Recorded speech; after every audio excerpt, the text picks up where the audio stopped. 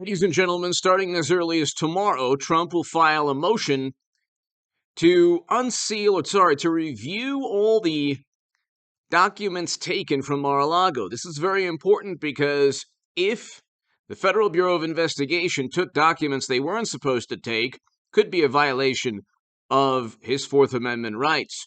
This is the Hill. Trump mulling motion to appoint special master to review evidence from Mar-a-Lago search attorney. And they're saying now it can happen as early as Monday or early this week. So tomorrow, we should find out. But former President Trump is considering filing a motion for a special master to review the evidence that the FBI obtained during its search at Mar-a-Lago property last week. Trump's lead counsel for the matter, James Trusty, told conservative radio talk show host Mark Levin that the former president's legal team will very soon file a motion related to the Fourth Amendment to the Constitution, which protects people from unreasonable searches and seizures.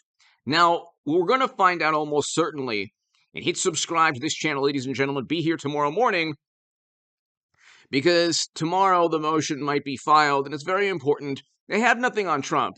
He didn't collude with the Kremlin. They investigated him for crimes he didn't commit.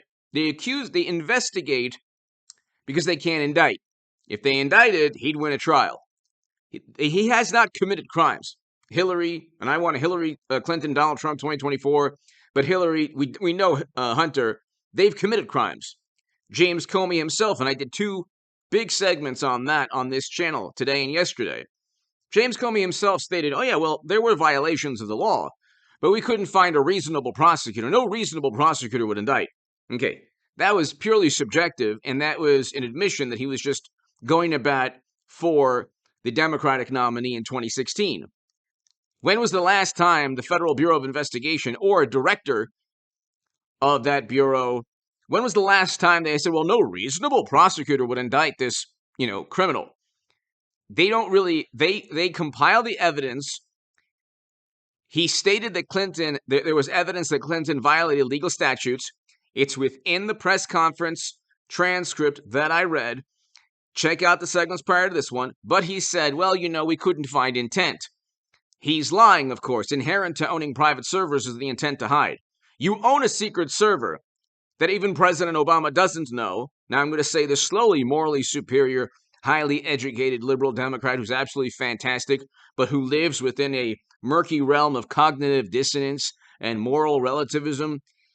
You own servers, secret servers that are hidden from your boss, President Obama at the time, to hide information. Inherent to owning those servers is the intent to commit a crime. Transferring classified data onto those servers is an illegal activity. You can't do that. You couldn't even work at IBM or Microsoft or Target or McDonald's as a manager and plug in your own secret servers to siphon data from the corporation and then just, use that computer to also store your data. That can't happen. That would never be allowed, even in the private sector. It would never happen. But Comey couldn't find intent. Same with Hunter. His emails show clear violations of the law. You have people asking for how can you use your influence on the company's behalf? Okay, his influence being tied to the vice president at the time who lied and said he never knew of Hunter's business deals while he met with Hunter's business associates in the West Wing. This is a violation of the law. You can't sell out the country so Hunter makes money and you pocket 10%. You can't get kickbacks based upon altering U.S. foreign policy. One example would be forcing out a prosecutor, which has never happened before in the United States. It's not U.S. foreign policy. It's not. Where's the precedent? And where's the evidence that President Obama told Biden to do that? After he did that, then you heard, oh, yeah, well, it was well known among diplomats that prosecutor was. So if they said the same thing about Mueller, would anyone have allowed Mueller to be fired because another dignitary or diplomat or high-ranking official in another country said Mueller should be fired? Or else we won't get a certain $1 billion in loan guarantees? Not that we would care, but that if the roles were reversed, we would never allow another country to fire a prosecutor in this country. But we, under mashed potato brains while he was vice president and forced out a prosecutor. Then we find out there's an arrangement with that company and Hunter. Now, the one rebuttal is, well, the emails don't, the time frame doesn't coincide. It's like, no. Graft doesn't have to. They did this with the foundation, Clinton Foundation, too. They said, well, those emails and the money flow doesn't make any sense. There is an established relationship, whether the money comes before or after an email, or whether the quid pro quo arrangement takes place before or after the stated agreement within the email is irrelevant. There's a pay-to-play scheme already within those emails.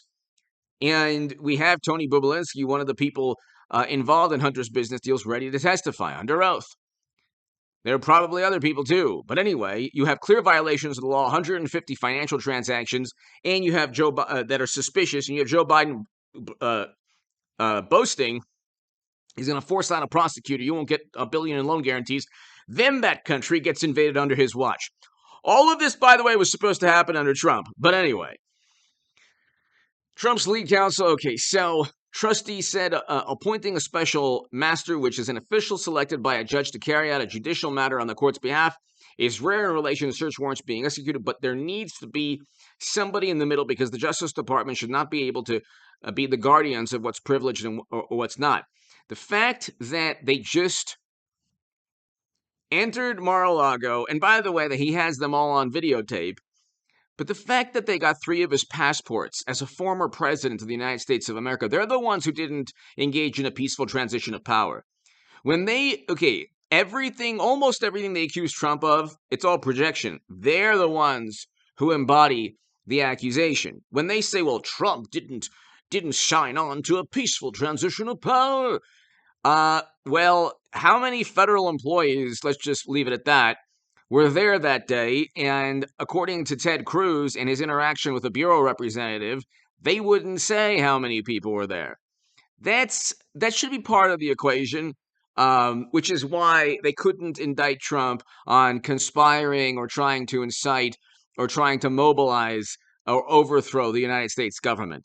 See, they always make absurd leaps of logic with Trump. He colluded with the Kremlin. He tried to overthrow democracy. He engaged in crimes with his tax returns in New York and Georgia and Stormy and everything else. They can't get him on anything. So what they did was they investigated an incoming president, Trump, and by an outgoing Democratic administration, investigated an incoming Republican based on a dossier purchased by his direct political rival, and then tormented him with a special counsel for years and years. That's not a peaceful transition of power. But if you see, politics revolves around the morally superior liberal sensibilities of people who are desperate to get Trump. So in their mind, well, the government would legitimized everything. So what? The government can't be wrong? This is the only generation of Americans that thinks the government can't be wrong. It's like, even though the government continues to be wrong always, almost always, or oftentimes. Okay, it used to be that you would take most of the things the government said with a grain of salt, and you would see the political angle or the why something could be politicized. You would acknowledge that. Of course, when Trump said anything in government, nobody believed him. So there you go. It's really if they're in power in government. It's not their reverence of state power. It's their reverence of the state when they're in control. But anyway, they're going to sift through the evidence, and the informant is going to be very important in all of this because the informant almost certainly didn't have top secret or the data clearance needed to look at the restricted data. Why is that important? Because there was an informant that's front and center here that an informant told the Bureau and the Department of Justice that Trump had all of these secret, highly classified documents. How did the informant know? Did the informant rummage through the boxes himself or herself? I mean, if they did, they didn't have the security clearance to do that almost certainly. So what happened? Is it somebody linked to the Clintons? Because we know the Steele dossier, and we know in October there's the in 20 days or so, but 3 weeks. There's the Durham probe special counsel trial of Danchenko. Now there's 5 counts. He'll get convicted on 1 count, and so you have a situation, ladies and gentlemen, where you have a setup yet again, and they ended up taking privileged communication almost certainly between attorney-client, between Trump and his attorneys, passports, things that have nothing to do with the classified data. And it was almost certainly an expedition to find something on Trump. That being said, if you're a Democrat watching this and you've ignored everything I said, indict him or just accept that he's going to run and accept that every allegation against him can't be proven in a court of law. You have these highly educated atheists who don't believe in God because there's no evidence according to them, but they believe that Trump committed a crime. They just can't prove it in a court of law. Very interesting, very ironic state of affairs. Give me your thoughts below. Hit subscribe to this channel right now. Be here tomorrow morning. Thank you.